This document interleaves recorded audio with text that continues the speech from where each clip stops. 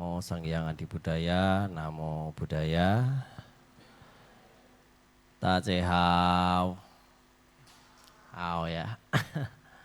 Ibu bapak, saudara-saudari, kalian amita, para hadirin yang malam hari ini turut hadir di Dhammasala Bubarama maupun yang turut menyaksikan ataupun yang mengikuti melalui siaran langsung kami. Selamat malam, salam sejahtera bagi semuanya. Semoga senantiasa tentunya kita selalu dilindungi tiratana. Semoga berkah senantiasa selalu menyertai kita. Semoga berkah tiratana senantiasa selalu melingkupi kita. Semoga berkah tiratana selalu memacu kehidupan kita di dalam memacu, meningkatkan, dan mengembangkan hal-hal yang positif dalam kehidupan kita. Bapak, Ibu, saudara-saudari sekalian, malam hari ini bersama-sama tentunya telah kita lakukan bersama. Dari tadi kita awali dengan penghormatan terhadap tiratana, pemanjatan sutta maupun gata yang memang tentunya dari awal telah kita niatkan, kita dedikasikan sepenuhnya kepada leluhur kita, kepada orang tua kita ataupun kepada siapapun yang memiliki hubungan, keterikatan, kama banduk dengan kita. Nah, tentunya semua hal yang kita lakukan ini dalam rangka ataupun memang kita khususkan di dalam momen cengbeng. Ya, momen cengbeng merupakan satu bagian tradisi budaya yang sudah turun-temurun, yang telah berabad-abad dari masa lalu sampai hingga saat ini. Jika kita menilik kepada awal atau asal muasal daripada tradisi tersebut, tentu sangat panjang sekali. Ya, tetapi di sini Bante tidak akan membahas hal tersebut, tetapi yang ingin Bante ingatkan kembali lagi adalah bagaimana tentang kita memanai dan menjaga melestarikan suatu budaya, tradisi yang dimana tradisi tersebut memiliki nilai-nilai luhur yang layak dan patut kita jaga dan kita lestarikan. Karena di dalam agama Buddha khususnya dalam hal ini tidak ditentang ataupun tidak dilarang, melainkan justru bagaimana kita menyempurnakan atau beriringan antara budaya dan sasana atau ajaran atau dharma.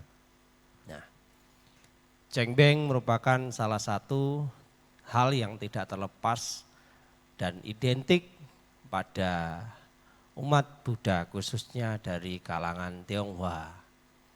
Ini merupakan satu budaya, ya, bukan hanya agama, tetapi ini lebih kepada komunitas, ya, suku, ya.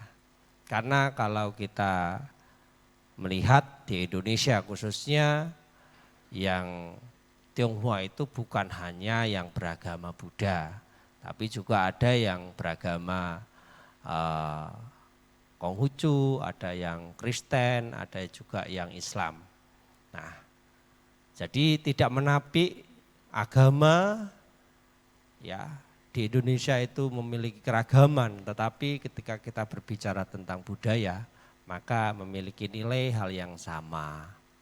Nah, jadi budaya menjadi satu kearifan lokal yang menjadi satu identitas pada satu kelompok tertentu. Sehingga inilah yang menjadi keunikan mengapa cengbeng menjadi satu bagian tradisi budaya yang sampai hari ini masih tetap terjaga dengan baik. Ya. Yang sampai hari ini masih memiliki sorotan, bukan hanya di kalangan warga Tionghoa tapi warga yang lain juga. Nah, contohnya kalau udah waktunya momen cengbeng, nah mungkin di kuburan-kuburan itu kan rame pasti ya. Nah pasti di sana yang hadir itu, yang datang bukan hanya orang Tionghoa saja ya. Ada yang tukang pembersih ya. Karena kan kalau masa cengbeng ini kan masanya bersih-bersih ya. Atau masanya kotor-kotoran. Masa bersih-bersih yang sebelumnya rumput-rumput panjang dipotong ini semua. Nah, jadi yang dapat berkahnya itu bukan hanya warga Tionghoa saja, tapi warga lain juga ketimpa berkahnya. Nah, sehingga dari hal tersebut yang menjadi satu identik, satu tanda ciri khas tersendiri dalam satu momen cengbeng ini. Ya. Nah, sehingga Bapak Ibu Saudara sekalian, malam ini ya di Pubarama Budi Center memobilisasi agar yang namanya cengbeng ya, cengbeng ini bisa memiliki nilai lebih di dalam melakukan satu harapan tujuan daripada pendahulu menciptakan daripada menetapkan daripada tradisi ini ya, maka Pubarama turut serta memobilisasi secara bungkusan atau secara agama Buddha. Namun di sini kita sandingkan. Kalau yang sudah-sudah sebelum tanggal 5, semuanya yang dari kota ya pada pulang ke kampung halaman. Semuanya berbondong-bondong pulang untuk berkumpul bersama keluarga. Ini sebenarnya juga salah satu tujuannya. Kadang kita terhadap keluarga kita sendiri, terkadang sama saudara kita sendiri kita renggang. Kita itu dengan saudara sendiri itu tidak terjalin ikatan yang intim ya. Kita tidak memiliki satu ikatan yang baik. Nah, sehingga ada harapan yang baik di dalam momen cengbeng ini ya, yaitu tentang membangun yaitu satu hubungan keharmonisan di dalam keluarga tersebut, di mana dengan ditandai yang dari berbagai wilayah, berbagai tempat pada mudik ya. Nah, hal ini adalah hal yang baik karena merawat, menjaga hubungan dengan saudara itu adalah salah satu pesan yang tertuang di dalam Dharma. Nah, jadi karena kita itu kalau sesama dengan keluarga sendiri, kalau kita bermusuhan, kita ribut, nah kita memiliki hubungan yang tidak baik, tentu ini akan berpengaruh, ini akan memiliki hal yang tidak baik ya pada pelestarian daripada keturunan daripada keluarga tersebut.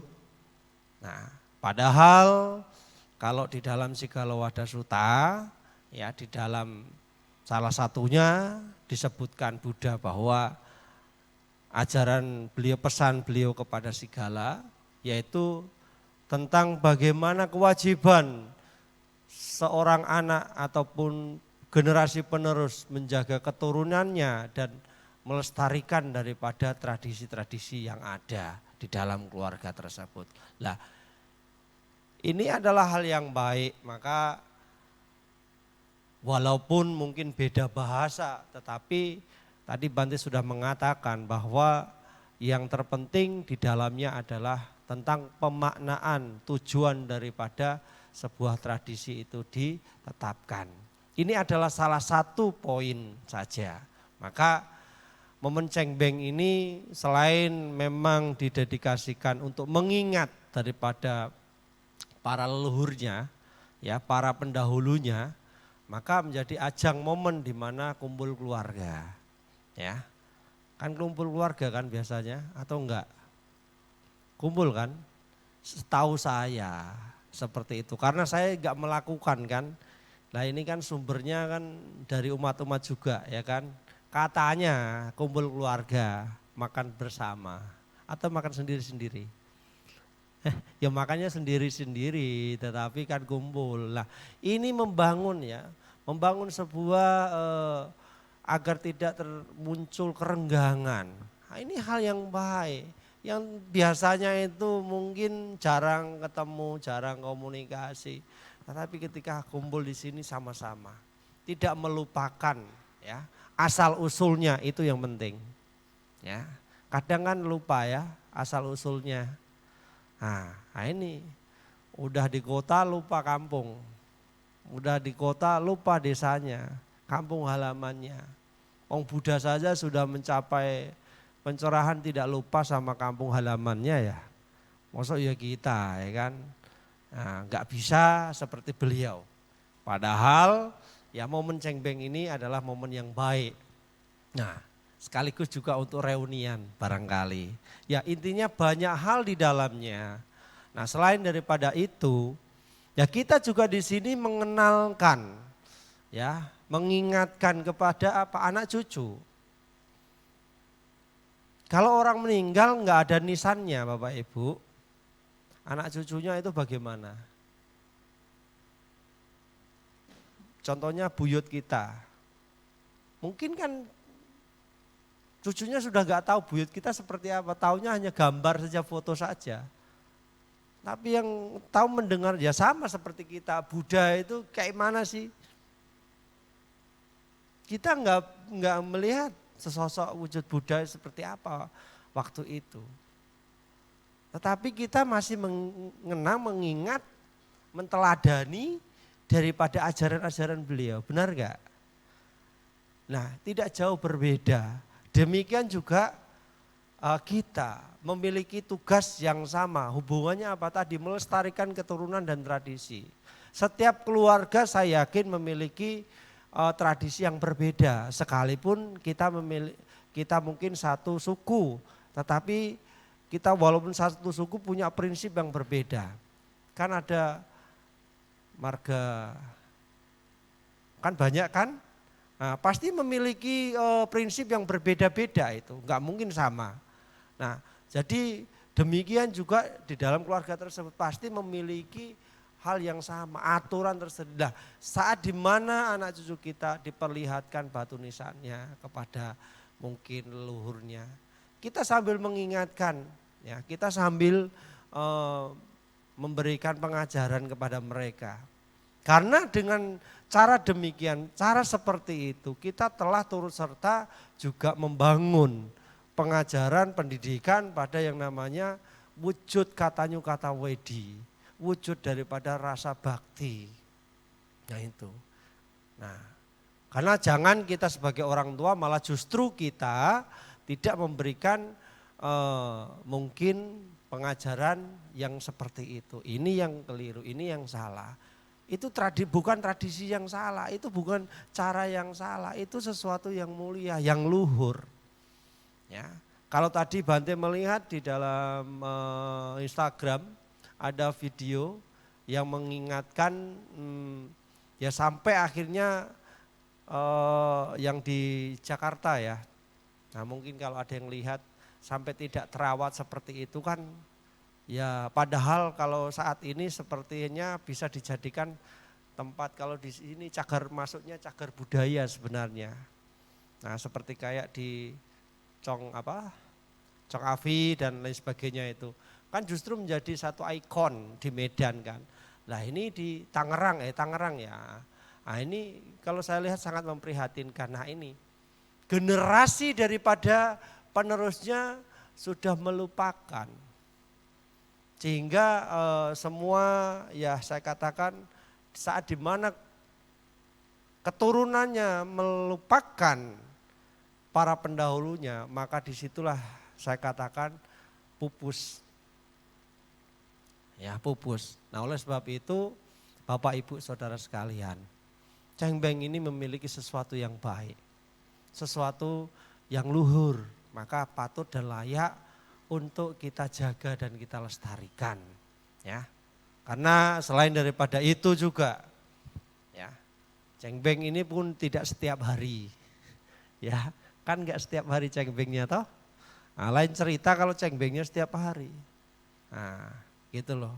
Nah ini kan kalau enggak salah ingat itu saya ini kan sebelumnya dimulai cengbeng itu sudah dimulai itu dari dinasti zamannya dinasti Ming ya. Nah, terus dilanjutkan di zaman dinasti Han, bukan kok Han ya, dinasti Han. Cuman kan dipopulerkan ketika di zaman dinasti Tang, betul? Saya tanya, bener nggak ini? Ini saya kevalidasinya bener nggak gitu loh. Anda ini kan yang lebih tahu harusnya. Kok malah geleng-geleng saya Bante? Ini ya, kok malah Bante yang tahu? Ya harus tahu setidaknya Bapak Ibu kalau di Anda mungkin cengbeng, kalau kami di warga Jawa namanya itu nyekar ya. Nyekar itu dimulai dari mana Bante? Dimulai dari masanya Majapahit di mana saat itu Raja Hayam Wuruk yang memulainya. Ya dimulai di mana setiap menjelang Waisak, 1 bulan menjelang Waisak itu ada namanya tradisi puasa. Tradisi puasa Atasila. Ya, 1 bulan menjelang Waisak itu ada upacara. Upacaranya ini adalah upacara Tanggasila dan ditutup pada malam purnama yaitu pada masa Waisak. Lah ini ya tradisi nyekar itu sebelum masuk puasa tadi dan 1 hari sebelum malam purnama itu. Maka tidak mereka itu peduli dia itu yang Buddha ataupun yang Muslim ya atau yang Kristen. Di Jawa itu ya sama. Ya mereka melakukan upacara yaitu namanya nyekar sama-sama beserta keluarga. Sama ya. Beda nama saja. Nah, jadi lah ini sesuatu yang baik, sesuatu yang luhur maka masih tetap terjaga. Maka jangan kita memiliki anggapan bahwa tradisi seperti itu yang itu tidak baik, hanya buang-buang waktu saja ataupun sejenisnya lah. Pengertiannya lain. Nah, tugas kita mengingatkan, mengajarkan, mendidik, memberikan pemahaman yang baik, benar kepada generasi-generasi yang muda ini. Ya. Jangan sampai nanti saat kita itu meninggal, kita malah mereka sudah enggak tahu cara bagaimana memperlakukan orang yang sudah meninggal bagaimana, karena itu memperlakukan bagi mereka yang sudah meninggal itu juga ada loh ya di dalam segala wadah suta ya. Maka ajarkan kepada anak-anak kita, jangan sampai mereka lupa. Sampai nanti lupa tidak terlupakan. Nah, seperti itu. Terlebih ya Bapak Ibu Saudara sekalian ya. Momen cengbeng bisa menjadikan salah satu wujud bakti kata Nyukawedi kita sebagai kita yang khususnya yang beragama Buddha. Kita bisa melakukan yaitu yang biasa menjadi tradisi umat Buddha. Apa itu tradisinya? Tradisinya adalah budayanya adalah patidana. Ya, Buddha mewariskan budaya tradisi patidana. Nah, tradisi patidana ini bisa dilakukan kapanpun saja. Tetapi yang namanya tradisi patidana ini bisa kita matchingkan, bisa kita kolaborasikan, bisa kita sandingkan dalam hal apapun termasuk saat di momen cengbeng. Karena memiliki tujuan. Ya, kita memiliki tujuan. Nah, karena kita sebagai umat Buddha, maka cara dalam mendoakan bagi mereka yang sudah mangkat atau yang sudah wafat adalah dengan cara patidana. Maka patidana ini bisa dikemas dengan cara apapun. Bisa dikemas dengan berbagai macam cara. Ya, kalau di sini kita buatnya biasa-biasa saja. Yang penting kan sesuai dengan apa yang kita tuju, ya. Nah itu. Nah jadi tidak terlalu, ya mungkin setiap wihara itu tidak sama, ya karena itu kembali lagi itu pengemasan. Tetapi intinya tetap sama. Intinya tetap sama, yaitu tujuannya adalah untuk kepada mereka yang telah wafat, yang telah meninggal. Nah jadi seperti itu. Karena ini adalah bagian praktek dharma. Ini adalah praktek yang memang diwariskan Buddha. Yang harus tetap kita jaga, kita lestarikan dalam kehidupan sehari-hari kita. Maka ya Patidana ini ya sebagai salah satu bagian untuk menunjukkan, ya, menunjukkan apa? Menunjukkan bakti kita kepada mereka yang telah mendahulu kita, untuk mengingat mereka yang telah berjasa dengan kita, mereka yang telah berdedikasi kepada kita, yang telah memberikan yang terbaik kepada kita. Kan begitu. Karena kita saat ini hidup, karena kalau enggak ada orang tua, enggak ada leluhur kita, apakah mungkin bisa kita lahir? Kan enggak mungkin kita lahir itu lahir dari batu, ya kan? Kita lahir dari rahim seorang ibu. Benar enggak? Kan enggak mungkin lahir dari batu toh kita. Nah, jadi namanya ibu itu punya pasangan. Ya maka ada mata pitunang, yaitu ibu dan ayah yang harus kita ingat, yang harus kita hormati, ya. Seperti yang kemarin Bante sampaikan, ya di dunia ini yang harus kita hormati ada 4 yang terbaik. Buddha, Arahat, ibu dan ayah. Kalau kita salah satunya tidak menghormati itu, berarti kita sudah memiliki keegoisan diri, kita tidak merasa memiliki satu kerendahan, tidak, ya artinya boceng sina ini ya, siawa nih ya berarti ya, lang ini bonawa bahasa kasarnya itu ya kan, ya kan, berarti kasarnya kan lang bonau liau nih ya, kak mama, kak papa, bo beki liau ya kan, ya lang aneh udahlah, pasti itu boho ya nih ya. Nah, orang yang kayak gitu sudahlah, ya kan.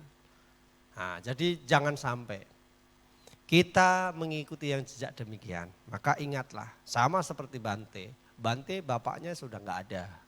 Tapi bukan berarti saya tidak ingat beliau. Bante tidak setiap saat selalu bisa datang ke tempat kuburan beliau. Tetapi Bante selalu mengenang beliau dengan cara Bante. Dari apa yang saya jalani, dari apa yang saya lakukan. Ya kan? Kalau berbicara tentang Patidana Bante, Patidana kan gak harus baca keras-keras parita, dalam hati udah bisa. Ya, maka kita setiap melakukan kebaikan, kebajikan di luar kapanpun itu bisa diniatkan dengan kata-kata hati kita. Karena bahasa kalbu kita itu yang terpenting, bukan harus baca etawata atau Patidana. Ya kalau hafal, kalau enggak sah itu berarti. Ya enggak begitu. Karena bahasa kasih itu kan bahasa kalbu. Ya. Bahasa kalbu itu yang sangat sangat besar Bapak Ibu, ya. Cuman karena kita umat Buddha, maka ya caranya pakai ritualnya menggunakan Pali atau Sanskerta. Jadi seperti itu, ya. Jadi Patidana malam hari ini sebagai bagian daripada latihan kita juga, praktek kita juga di dalam pengembangan dharma dalam kehidupan kita, ya. Ibu bapak, saudara-saudari sekalian, mungkin itu sedikit pesan Bante. Ya tentunya ini momen cengbeng bukan melakukan Patidana, sekali lagi saya ingatkan, bukan malam ini saja kita Patidana, ya. Lantas nanti di lain hari enggak perlu melakukan Patidana, udah Bante, udahlah ngapain Patidana, kan sudah meninggal, udah wangsen liau Bante, ngapain juga, masa orang meninggal masih nyusahi orang yang hidup. Ini bukan soal menyusahi, kewajiban, ya. Ini kewajiban kita Gitu loh. Kewajiban anak hidup dan sesudah hidup ya, harus tetap berkelanjutan. Gitu ya. Mungkin itu saja yang bisa saya sampaikan.